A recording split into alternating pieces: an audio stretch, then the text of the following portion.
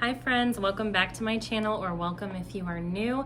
Today I'm going to try something different. I hope you like it, but I want to talk about my reading goals on this channel, even though it doesn't always directly pertain to homeschool. Sometimes it does because I read a lot of books about homeschool, but I just find that most of us homeschool moms have in common that we love to read. I thought this might be fitting in that way, so I'm just simply going to be sharing with you what my reading goals are. I'm going to review a little bit of what I read last year, which I didn't even come anywhere near hitting my reading goal last year. I'm going to dive much deeper into my reading goals for this year. Starting with my reading experience in 2021, my goal had been to read 30 books. That did not happen. I think I landed right at 15, which could be so much worse. I can read more than that. Okay, that is a personal record. I have read consistently more each year the past 5 years than I've read in my life. It's not like I counted how many I read per year when I was a child, but I still think that's a record. I think that's safe to say. I know I can do more because it's not that hard to read 2 books a month if you're consistent. 24 books, but I digress. I just narrowed down, since there was only 15, my 3 absolute favorite books from last year. I only own one of them physically, and the other 2 were audiobooks. So I was just gonna narrow it down to 2, my favorite fiction and my favorite nonfiction, but I had to share 2 of the nonfiction because they're totally different genres, subgenres, I guess, within nonfiction. One of my favorite nonfiction was called No Shortcuts to the Top by Ed Viesturs. Ed Viesturs is my personal favorite mountaineer.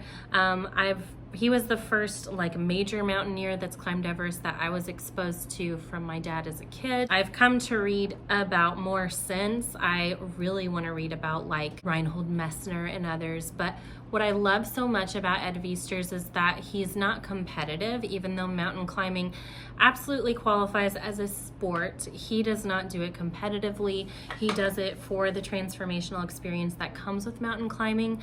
I have done some alpine climbing myself, definitely way more modest than Ed Viesturs has done, but for the things that are much more dangerous than I'm aspiring to do, I am a couch adventurer. I love reading and watching documentaries about it. I'm rabbit trailing. This book is about his story of climbing the 14 8,000 meter peaks. And if you don't know, there's only 14 peaks in the world that are over 8,000 meters, the highest 14 mountains in the world.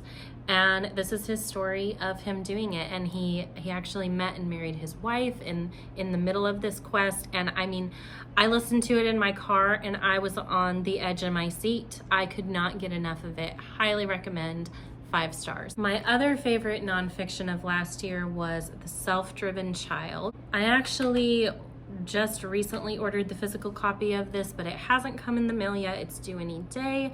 And I listened to this on Audible, and wow. Every parent should read this book. It's actually not necessarily intended for homeschoolers. Most of the examples of problem solving with your child that he gives in the book are in a setting where the child is attending a public school. But what is so crazy is he gives examples where it was to the child's benefit to let them fail a class, let them skip school, let them do homework at the last minute in the hallway as school is starting. Rather than trying to be a book about creating a perfect atmosphere for your children, which a lot of us feel pressured to do, it's about giving your child free rein to hold on to their autonomy in a world that is trying to take it, giving them permission and encouraging them to disobey the rules of our culture as it serves them. I don't think I'm explaining this well, but just please read the book. It's so good. It is a game changer for any and every approach to parenting. 5 stars. Lastly, my favorite fiction book of 2021 was The Silent Patient. Oh my goodness, you've probably already heard of it. If you watch BookTube at all, you have heard of this. People were raving about it all last year, and rightly so, my friends. It's not super long, but I read this in 2 days. If I read a book in 2 days, as much as I love reading, guys, I'm a slow reader. I don't read a lot of book in 2 days, but I could not put this down. The end of every chapter is a cliffhanger, what happens next? I have to know. I'm not good at describing plot. Alicia's life is seemingly perfect. A famous painter married to an in-demand fashion photographer. She lives in a grand house overlooking a park in one of London's most desirable areas.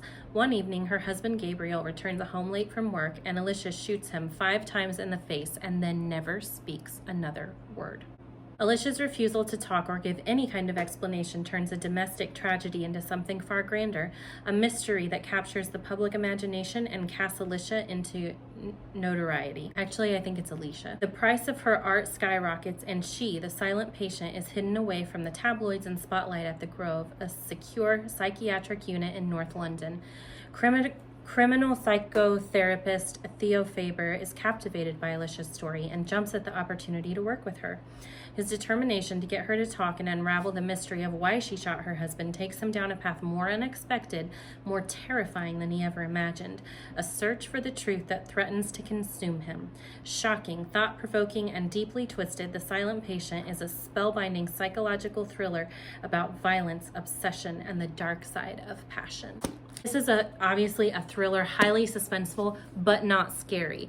Do you know how hard that is to find that won't make you scared to be in your own home? It's one of these books that's so good that you're like, I can never read again. Nothing will ever top this. Read it. And now, moving on to my reading goals for 2022. I want to read 30 books this year. It's going to happen. I'm actually trying to read 3 books a month, and yes, I realize that would come out to more than 30 books in the year, but I'm leaving some buffer there because life happened. The odds of me reading 3 a month every month are kind of slim. The goal is 30, but also 3 books a month as long as I can keep it up. Something I did, this is my planner, is I went into my planner, and this side note is the Erin Condren Life Planner Daily Duo.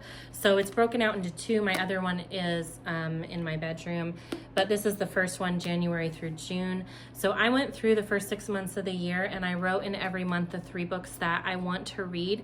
I've never planned reading way in advance like this before. Typically, I'm the type of person that just goes over to the bookshelf and says, what do I want to read this time? No, I'm gonna try it. I'm gonna try actually deciding ahead of time what I have to read. I'm going to read you the titles. I'm not planning out more than 6 months in advance because I'm afraid come June, what I might want to read will change. Maybe I don't know, should I have planned out the whole year? But I'm not going to. I'm just doing through June, and then in May or June, I will plan out the rest of the year. Starting with our current month, January, I wanted to get this video done sooner, but I was a little under the weather, which is why this is just now coming out. But for February, I definitely want to try to get my February reading goals out the first week. My reading goals for this month are, first book is Copernicus 2.0. I've actually already finished it and I'm really excited to review it for you guys in February. The reason it's called Copernicus is because Nicholas Copernicus was the scientist who discovered the earth rotates around the sun, not the sun around the earth. And so he is calling for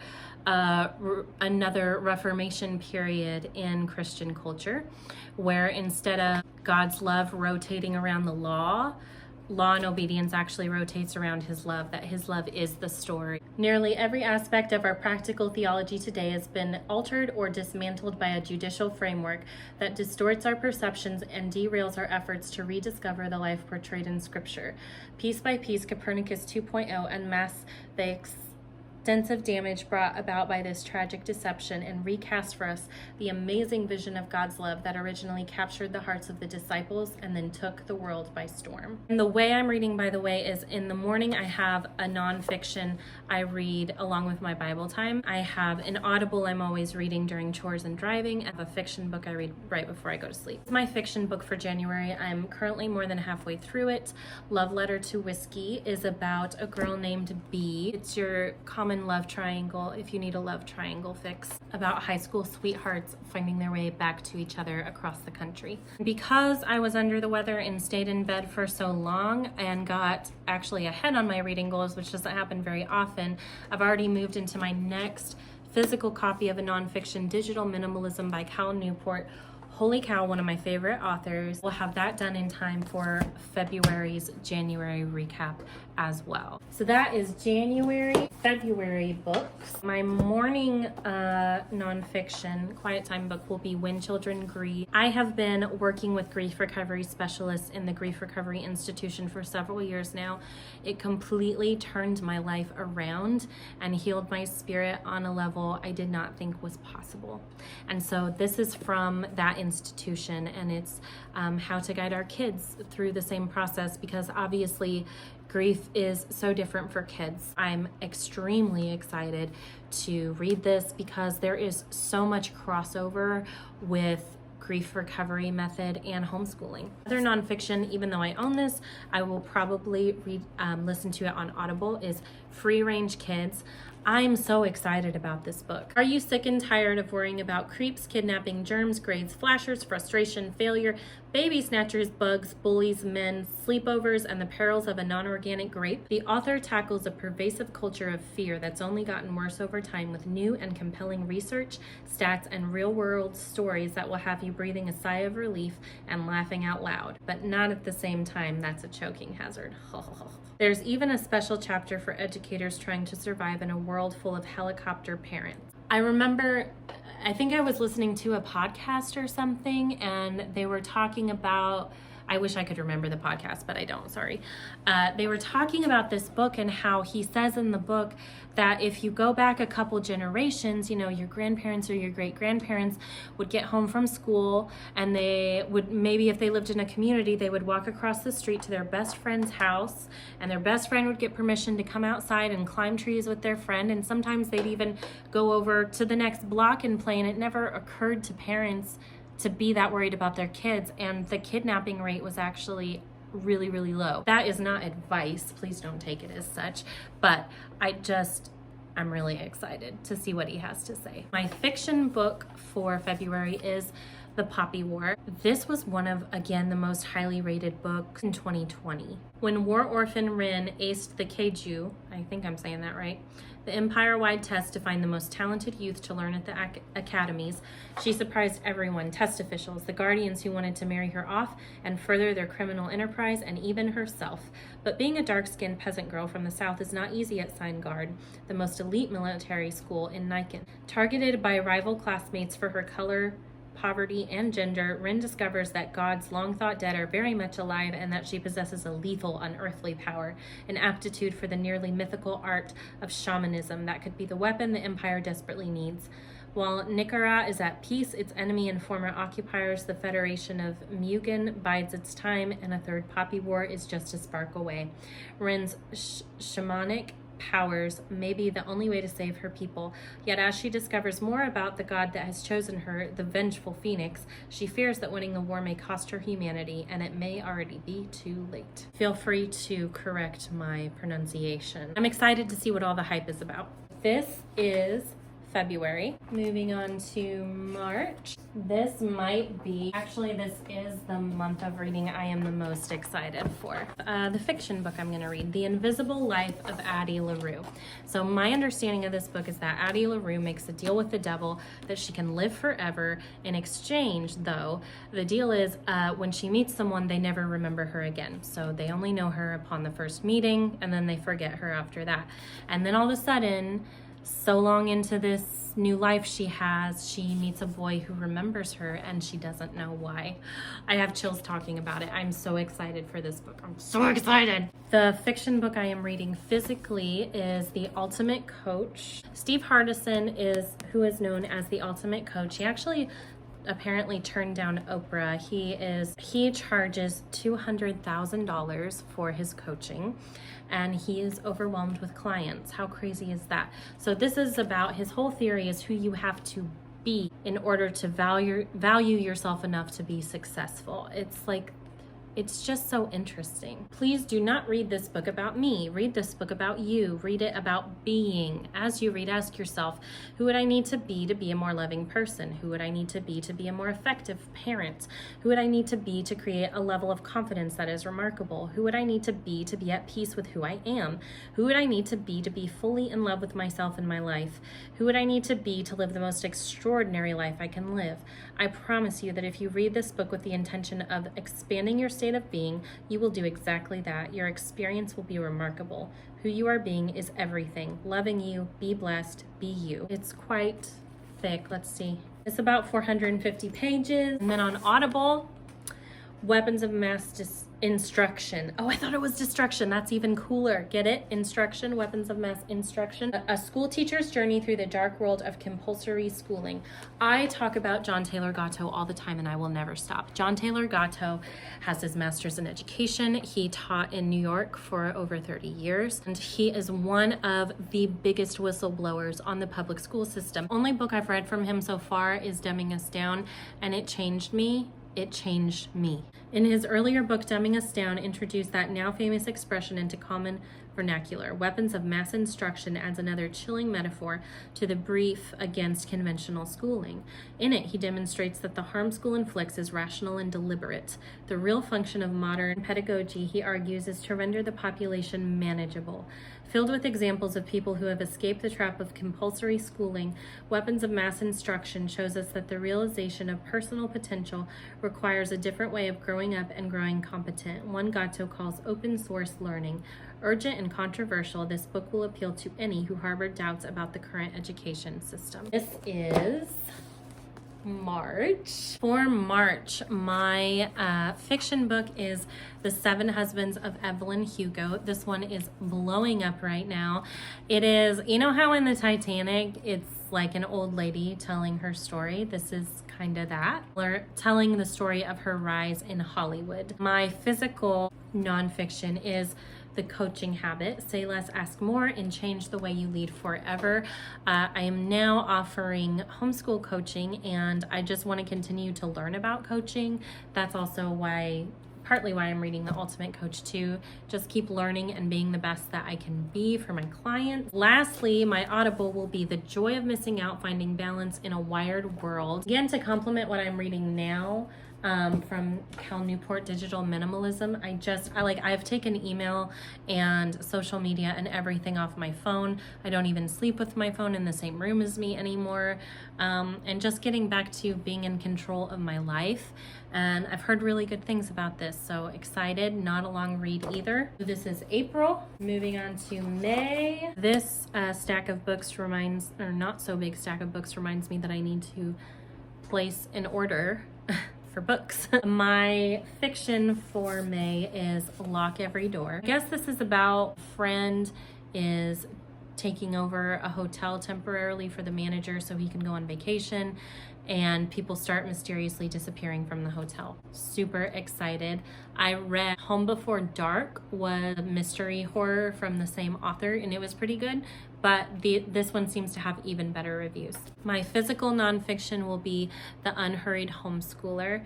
It's another really short read, and I am going to read the physical copy. I just need to buy it. The title is pretty self-explanatory. It's about relaxing in your homeschool and not feeling so much pressure to do enough, which I don't feel that pressure anymore, but again, I just always want to be learning in that area. What I will be listening to on Audible, even though I have the physical copy here, is The Compound Effect. Jumpstart your income, your life, your success. So obviously just about the rule of you do a little bit every day and it builds and it builds and it builds. That has been on my list to read for a few years now. That is May. Last but not least, my list for June. My fiction book for June is The Midnight Library. This one blew up in 2020. If you watch BookTube, you've heard of it. Between life and death, there is a library. Up until now, Nora Seed's life has been full of misery and regret. She feels she has let everyone down, including herself, but things are about to change. When she finds herself in the Midnight Library, she has a chance to make things right. The books in the Midnight Library enable Nora to live as if she had done things differently. Each one contains a different life, a possible world in which she made different choices that played out in an infinite number of ways, affecting everyone she knew as well as many people she never met. With the help of an old friend, she can now undo every decision she regrets as she tries to work out her perfect life. But things aren't always what she imagined they'd be, and soon her choices place the library and herself in extreme danger. Before time runs out, she must answer the ultimate question: what is the best way to live? Can't wait. My nonfiction on Audible will be Success Through a Positive Mental Attitude by Napoleon Hill. He is famously known for writing Think and Grow Rich, which is also on my bookshelf. It's on my list eventually. I want to read this one more, so this one will be on Audible. The book I'm reading physically, Smarter, Faster, Better, The Transformative Power of Real Productivity. I think there's another book called Habits, and the cover literally almost looks exactly the same, and it drives me nuts. I'm always about reading books about habits, scheduling, intentionality. So that is June, and that is the end of my list for now. I'm so excited. I will be back in February to do reviews on the books I finish in January. Let me know if you guys like this idea, if this interests you, and if I should continue mixing booktube and homeschool tube. So I hope you guys enjoyed, and if you did, please remember to like, subscribe, and comment. Let me know if you have any questions, and I will see you next time. Bye.